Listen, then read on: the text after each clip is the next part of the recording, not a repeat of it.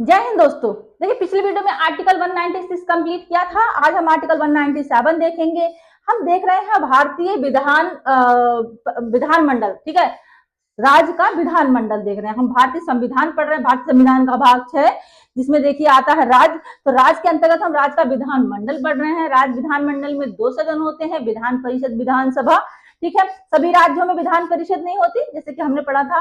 तो देखिए आर्टिकल 197 में क्या दिया है, विधानमंडल द्वारा पारित अगर कोई विधेयक है, ठीक है, तो विधान परिषद के सदस्यों की शक्तियां क्या क्या हैं। ठीक है, कोई विधेयक जो विधानसभा में पारित हुआ तो देन विधान परिषद में जाएगा। ठीक है, उसके बाद वो राज्यपाल के पास जाएगा पारित होने के बाद, साइन होने के लिए।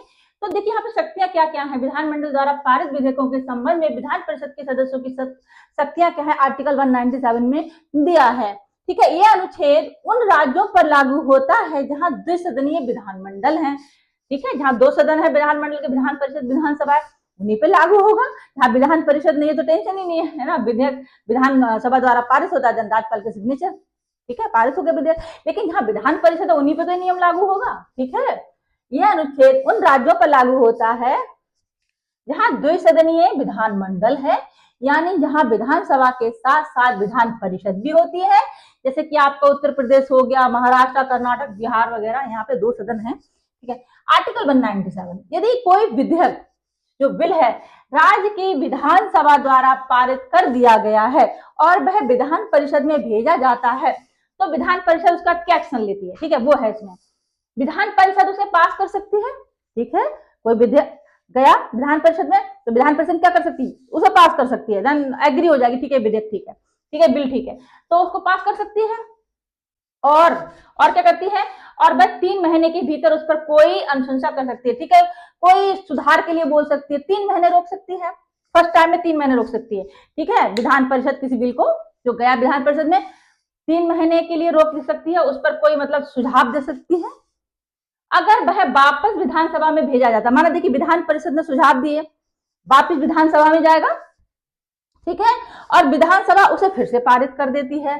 ठीक है, और विधान परिषद, ठीक है, जब फिर से विधान परिषद के पास जाएगा तो विधान परिषद से 1 महीने के भीतर पास नहीं करती है, ठीक है, फिर उसे 1 महीने के लिए रोक सकती है, टोटल 4 महीने के लिए रोक सकती है। ठीक है, सेकेंड टाइम में 1 मंथ के लिए ही रोक सकती है। 1 मंथ के विधान परिषद ने रोका, कोई सिफारिश की, ठीक है, उसके बाद सिफारिश की या नहीं की, ठीक है, 1 महीने की रोका या सिफारिश की या ऐसे ही लौटा दिया विधानसभा को सिफारिश के साथ में, तो फिर वो विधेयक पास हो जाएगा, फिर वो दोबारा उसका मतलब भेजते नहीं ना, इतनी ही शक्तियां हैं। तो उस विधेयक को विधान परिषद की सहमति की आवश्यकता नहीं होती और वह मान लिया जाएगा कि वह बिल पास हो गया। ठीक है, फर्स्ट टाइम आपको चांस दिया, आपने 3 महीने के लिए रोका, कोई सिफारिश है तो बताइए। ठीक है, उसके बाद सिफारिश आप फिर से विधानसभा में गया, सिफारिश से मानना ना मानना विधानसभा का काम है, उन्होंने फिर से बिल भेज दिया, ठीक है, अब आप फिर से देखो, फिर 1 महीने के लिए रोक लिया, फिर से सिफारिश भेजी, तो फिर विधानसभा मानने के लिए बाध्य नहीं है, मान भी सकती है, ऐसा कुछ नहीं है ना, लेकिन फिर बिल को विधान परिषद की सहमति की आवश्यकता नहीं होती क्योंकि उन्होंने दोबारा रिटर्न कर दिया। ठीक है, फिर उनकी सहमति की आवश्यकता नहीं होती है, मान लिया गया कि बिल पास हो गया। ठीक है, इतना ही है।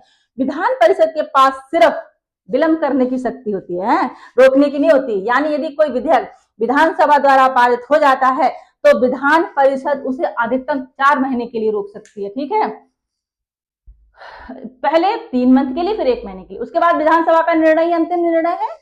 आया समझ में आर्टिकल 197 क्या है, आई थिंक आया होगा, इतना टफ आर्टिकल नहीं है। ठीक है, जन समझे। देखिए जो 3 महीने का क्राइटेरिया होता है, बाद में 1 महीने का क्राइटेरिया एग्जाम में पूछा जाता है, तो उसको ध्यान रखिए। आर्टिकल 198 देख लेते हैं, धन विधेयकों की विशेष प्रक्रिया। ठीक है, special procedure in respect to money bill. ठीक है, धन विधेयक केवल विधानसभा में ही प्रस्तुत किया जाता है, इतना ध्यान में रखिएगा। ठीक है, धन विधेयक को केवल विधानसभा में ही प्रस्तुत करते हैं। ठीक है, यदि विधानसभा कोई धन विधेयक पारित करती है तो उसे विधान परिषद में भेजा जाता है। विधान परिषद के पास 2 विकल्प होते हैं, वह विधेयक को सिफारिश के साथ लौटा सकती है 14 दिन के भीतर। यहाँ पे 14 दिन का क्राइटेरिया धन विधेयक के संबंध में ध्यान रखिएगा, जब बात धन विधेयक की आती है तो 14 दिन के का क्राइटेरिया है, 14 दिन के भीतर उनको लौटाना होता है सिफारिश के साथ, या वह कुछ नहीं करती तब भी 14 दिन बाद विधेयक माना जाएगा कि पारित हो गया, उनके पास 14 दिन का टाइम होता है। ठीक है, 14 दिन के भीतर उनको सिफारिश के साथ लौटा दें या फिर एग्री हो जाए। ठीक है, अगर 14 दिन तक उन्हें कुछ नहीं किया तो वो विधेयक पारित माना जाएगा। धन विधेयक के संबंध में है आर्टिकल 198, ध्यान में रखिएगा, 14 दिन का क्राइटेरिया मत भूलिएगा, एग्जाम में आता है। ठीक है, अगर विधान परिषद सिफारिश भेजती है, विधानसभा उसे स्वीकार ना करे, फिर भी विधेयक पारित माना जाएगा, पढ़ा हमने। ठीक है, आर्टिकल 198 कंप्लीट हो गया, इतना ही दिया धन विधेयक के बारे में दिया है कि धन विधेयक को है विधानसभा में ही प्रस्तुत किया जाता है। देखिए आर्टिकल 199 धन विधेयकों की परिभाषा दी है कि धन विधेयक क्या है। ठीक है, देखिए ये थोड़ा समझने वाला आर्टिकल है कि कोई विधेयक को धन विधेयक कैसे मानेंगे।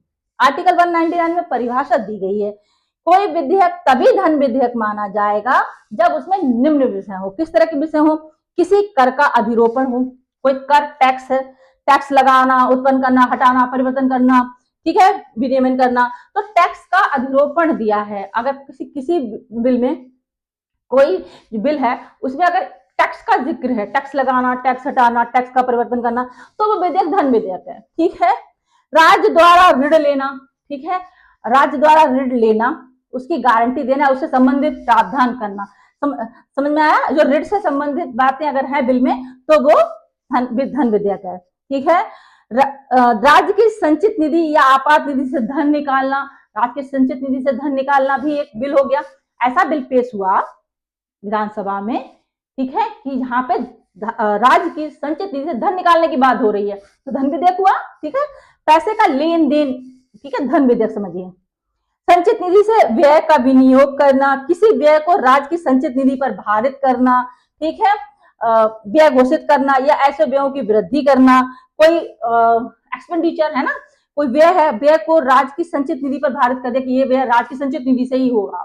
ठीक है, और कोई संचित निधि में से ऋण लेना, ठीक है, वही पैसे वैसे लेना निकालना, तो ठीक है, ऐसा कोई बिल आता है जहां पैसे का लेन देन हो रहा है, पैसा निकालना संचित निधि से, ऐसा जो व्यय है वो संचित निधि पर भारित कर दिया, तो भी विधेयक धन विधेयक माना जाएगा। ठीक है, एक एग्जाम्पल देखते हैं, राज्य का बजट, जो राज्य का बजट धन विधेयक है।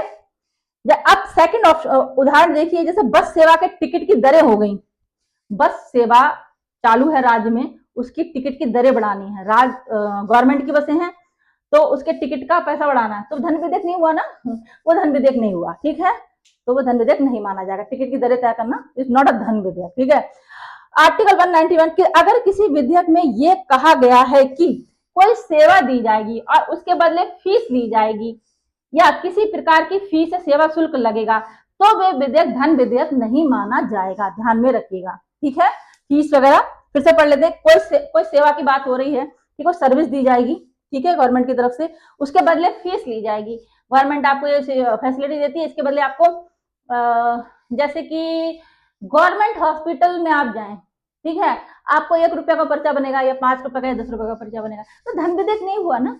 ठीक है, अगर कोई सेवा दी जाएगी और उसके बदले फीस ली जाएगी या किसी प्रकार की फीस या सेवा शुल्क लगेगा, तो वह विधेयक धन विधेयक नहीं माना जाएगा, is not a money bill. Okay, आया समझ में धन विधेयक क्या है? ठीक है, आर्टिकल 199 में दिया है, ध्यान में रखिएगा, आता है, ये तो आता है। अब देखिए क्वेश्चन जो आया हुआ है, धन विधेयक केवल विधानसभा में प्रस्तुत हो सकता है, ये बात बिल्कुल ध्यान में रखिएगा, 14 दिन वाली बात ध्यान में रखिएगा।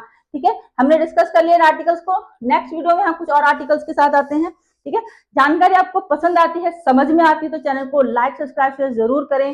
थैंक यू सो मच, जय हिंद दोस्तों।